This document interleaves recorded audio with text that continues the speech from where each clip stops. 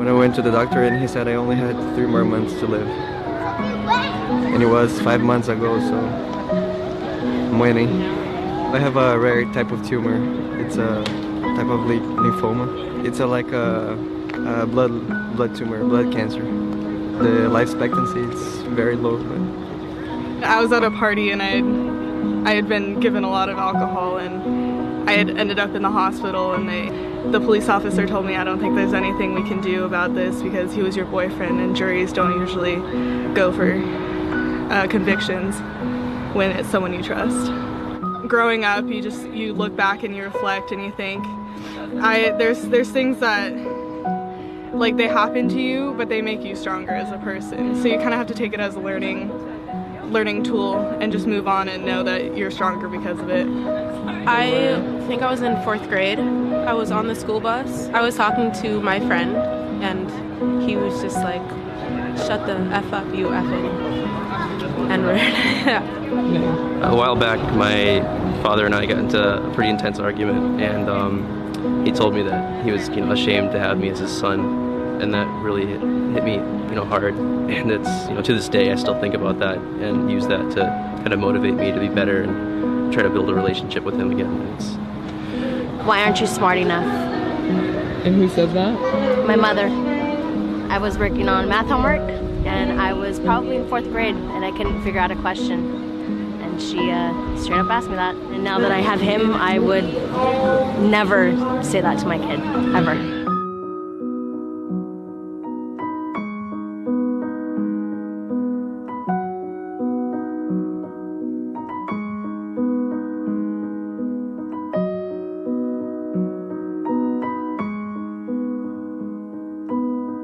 I was in Mississippi in 1996, a place called Moss Point. A little Caucasian boy with his father called me the N-word inside of McDonald's.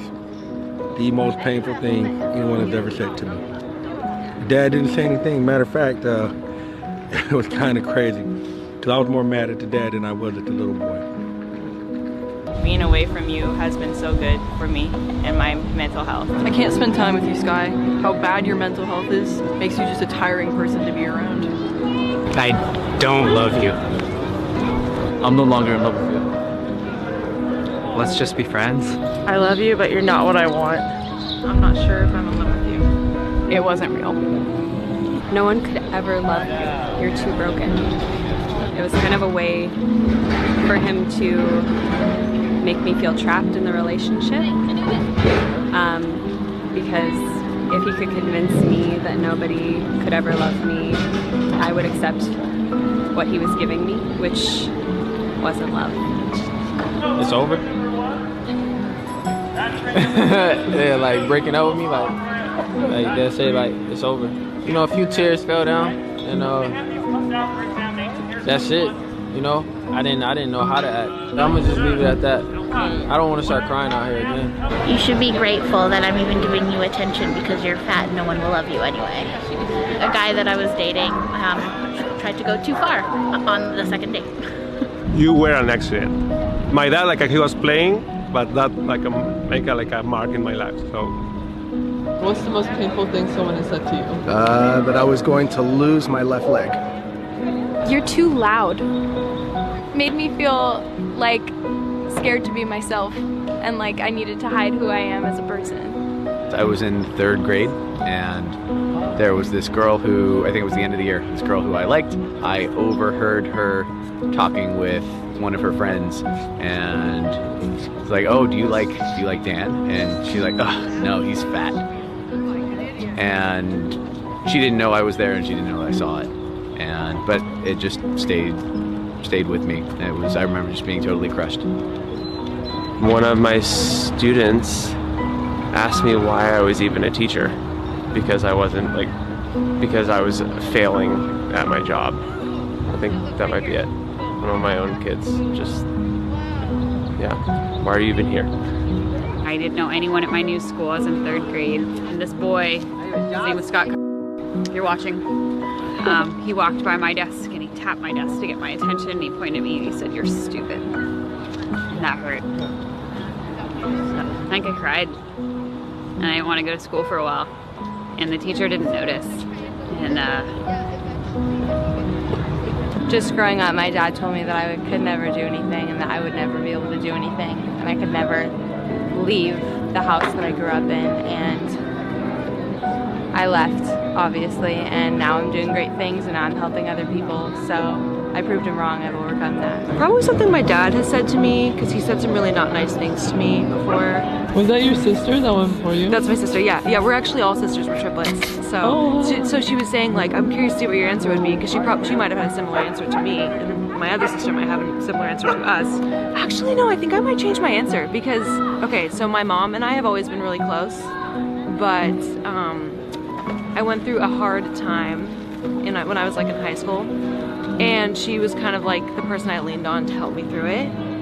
And at one point she was like, I was complaining to her about the thing I was going through. I was sick, I was in the hospital, so that's why I was complaining. It wasn't like my boyfriend broke up with me or whatever. And she was like, God, like, stop complaining, I'm so sick of you.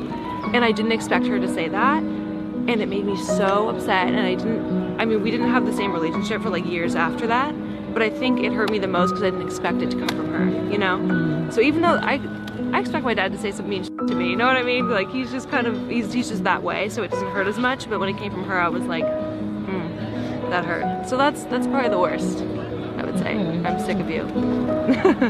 I used to have really bad acne, and so I had a lot of scarring, and I remember one day I wanted to work without makeup, and my boss told me, oh, you look like, you know, like you do drugs, like you've been picking at your face. And it was so painful for me, and beyond that point, that's when I became obsessed with makeup. And I couldn't, for a long time, I couldn't go out of the house without makeup.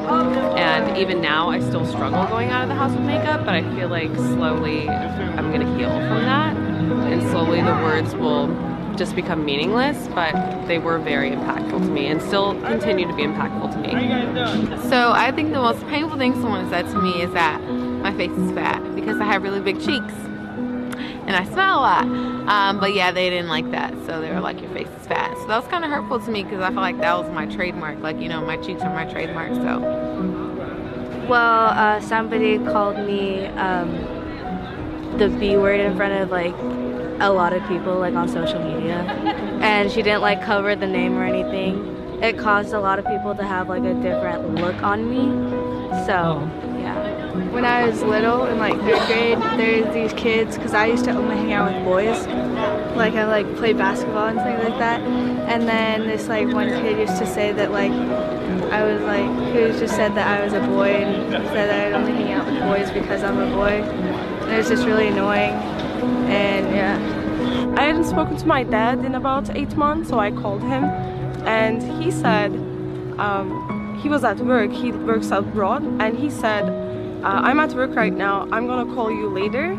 And that was about 7 months ago, and I never got a call back. So I'd say in retrospect that is like a hard pill to swallow, so that would be my answer. This kid named Devin, he called me a pig and told me that he didn't like me. How did it make you feel? It made me feel really sad.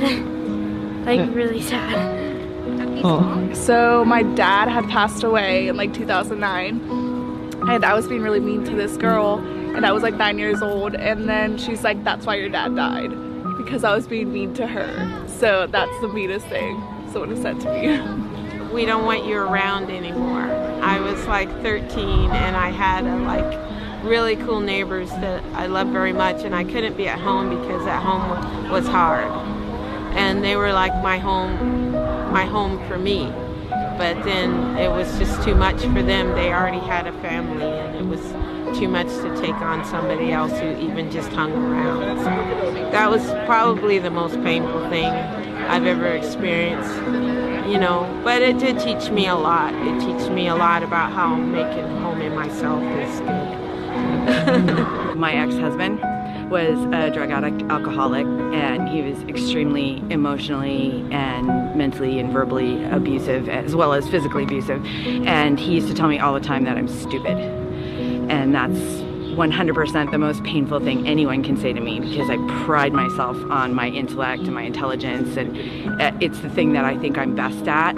So he knew that was the thing that would get me. So he would say it almost daily. You're stupid, you're stupid, you're stupid. The most painful thing that anyone has ever said to me, I was 12, I had an accident. My grandfather was driving a boat, my leg got hit by the propeller. My grandmother yelled it when they were bringing me up to the back of the house after the accident, and she said, "Who in the brought her here?" Thank you. Yeah, thank you as well. I think I do feel better.